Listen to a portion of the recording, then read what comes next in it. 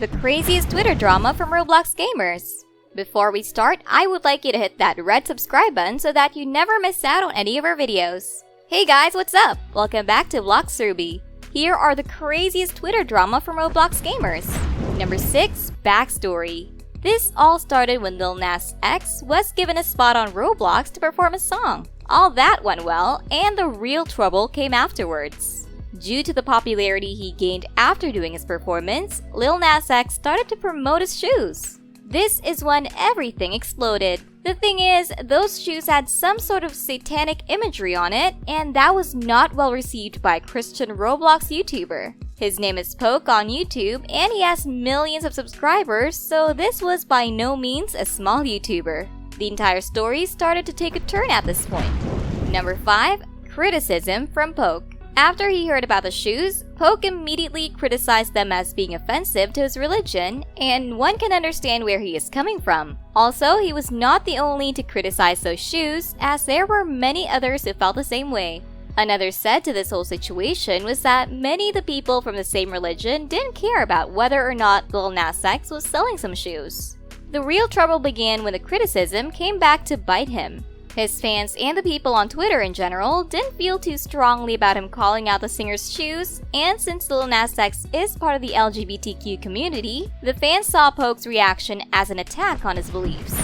Number 4. Politics got involved. If there is one thing that is bound to create controversy, it's politics and political views. So when the reaction from his fans grew too much for him, Poke sent out a tweet. In this tweet, he said that people who hate someone who votes for Donald Trump and people also hate someone who doesn't like satanic shoes. This tweet made it explicitly clear to people that he had in fact voted for Donald Trump and they were not happy about it. But that was not all. After he got a few angry messages from his fans asking him to verify who he actually voted for, he replied to them by calling Joe Biden, the current president of the USA, an idiot. This led him to being cancelled on Twitter and also being on the forefront of a lot of angry tweets.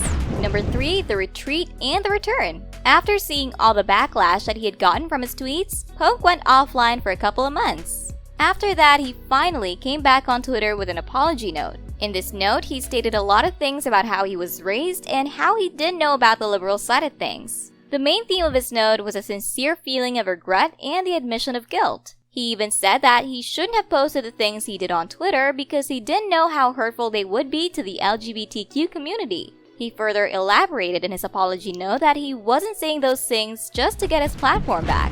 Number 2. Irony and apology. One thing that people found interesting was when he said that he needed to look at people in their own shoes. And the irony in this is that it all started with him criticizing a pair of shoes. So it's up to you to decide whether or not that was intentional or a phrase that came into his mind subconsciously.